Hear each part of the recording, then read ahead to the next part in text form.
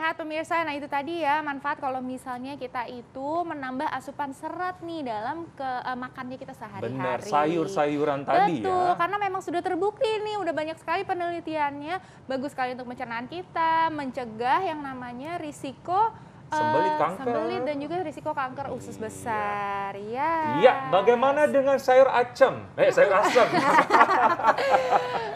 Apakah manfaatnya buat tubuh? Iya. Nah, dokter. Apakah seasem namanya? Tidak ya. Oke, dokter. Kita langsung ke fakta mitos pertama nih, dokter. Oke. Nah, sayur asem baik untuk menjaga tekanan darah tetap stabil. Fakta atau mitos? Ini adalah fakta, Dok. Oh, nah, fakta. Betul, Oke. fakta. Kenapa? Karena tadi kita lihat ya, ada beberapa sayur-sayuran yang udah ditulisnya sama Dr. Arlin. Ya. Kandungannya adalah magnesium dan potasium. Oke.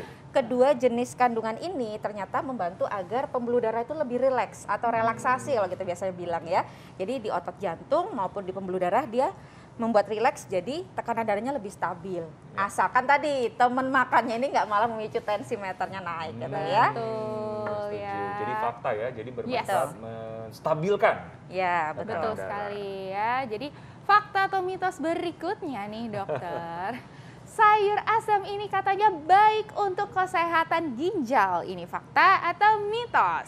Ini adalah fakta ya. Wow. Dia bagus fakta. sekali, betul. Untuk kesehatan ginjal, jantung dia bagus sekali. Ingat, ginjal ini kan juga banyak pembuluh darah ya dok. Jadi otomatis kalau misalkan konsumsi kita cukup, salah satunya dengan sayur asem yang kaya dengan magnesium dan potasium, aliran darahnya juga jadi bagus, kerja di ginjal juga lebih baik. Tapi di sini juga kandungan fosfornya juga ada dok. Salah satunya dari silabu siam. Jadi kalau ada fosfor berlebihan pada orang-orang yang punya gangguan fungsi ginjal, nah ini tidak dianjurkan. Tidak dianjurkan berlebihan. Artinya sesekali it's okay, tapi jangan porsinya jangan banyak dan divariasi coba dengan sayur-sayur yang lain yang rendah dari fosfor gitu.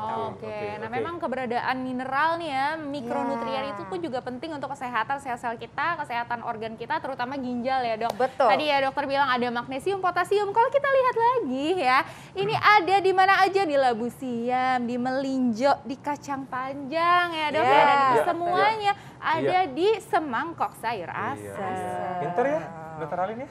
Pinter sebenarnya, saya tuh pinter loh. Pinter menggambar maksudnya. Oh, pinter menggambar. Ini udah kelihatan kan ini ada bakat gitu ya. Oke, selanjutnya mengenai ini penderita diabetes. Ya. Katanya sayur asam aman untuk dikonsumsi penderita diabetes. Fakta atau mitos? Itu pastinya adalah fakta. Fakta. Ya, fakta. Karena tadi kandungan serat yang tinggi ini membantu si para penderita ini ya diabetes, kontrol gula darahnya lebih stabil. Jadi kenaikan kadar gula darahnya itu lebih pelan-pelan bertahap, turunnya pun juga akan pelan-pelan bertahap. Jadi pastinya mengurangi lonjakan gula darah yang terlalu berlebih. Yang kedua, dia juga nggak gampang ngedrop. Karena dia turunnya lebih stabil, pelan-pelan bertahap. Belum lagi vitamin C-nya juga tinggi, antioksidannya tinggi. Jadi kerja dari si hormon insulin yang bisa membantu mengontrol gula darah ini juga jadi lebih optimal. Gitu. Jadi aman ya untuk konsumsi sayur asam, memang sudah semua orang bisa konsumsi. Betul. Ya. Nah, dokter Eklus nih katanya lagi membangun membangun otot. Udah luar biasa. Tapi ini dok katanya jadi sesuai sama fakta mitos selanjutnya, yaitu katanya sayur asam ini baik untuk kesehatan otot. Ini fakta atau mitos? Ini adalah fakta dok. Fakta. Bagus dok. Langsung konsumsi tiap hari nih. Oke, saya bawa pulang. Oke. Pulang ya dok, dimakan ya dok. Ya, karena tadi kalau kita bahas kan di sayur asam ini juga ternyata mengandung protein yang cukup ya dok. Salah satunya protein nabati dan juga ada zat besi yang juga bagus nih untuk pembentukan otot ya, gitu. Dan jangan lupa magnesium yang terkandung di dalam sayur asam ini itu juga membantu di pembentukan otot yang lebih optimal. Magnesium sifatnya itu pengaktif vitamin D. Nah kita tahu ya vitamin ini bagus nggak cuma untuk tulang tapi juga otot. Jadi kalau kita bisa konsumsi magnesium dengan kadar yang cukup, harusnya akan membantu pembentukan ototnya lebih baik. Terus ada lagi vitamin C. Vitamin C ini kan bagus salah satunya untuk pembentukan kolagen ya dok.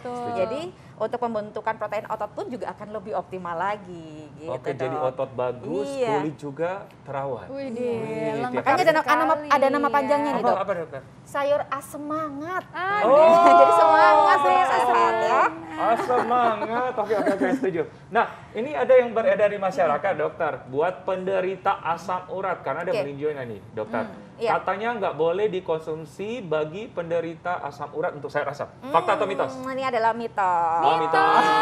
Tapi melinjonya nggak apa-apa nih, Dok. Ya, jadi kalau kita lihat yang dipakai di dalam sayur asam ini kan sebetulnya bukan biji si melinjo ya. Biji melinjo ini yang dibuat untuk si emping, Emping. itu yang bikin asam urat meningkat kalau berlebihan. Tapi kalau yang dipakai di sayur asam ini kan kulit dan daging buahnya. Nah, ini justru seratnya bagus, kemudian ada vitamin C-nya dan juga kandungan di dalamnya ada yang berfungsi untuk menekan namanya enzim santin oksidase, Dok. Oke. Si enzim ini untuk pembentukan asam urat. Nah, sama dia malah dihambat. Gitu. Jadi justru membantu kita asam uratnya terkontrol dengan baik.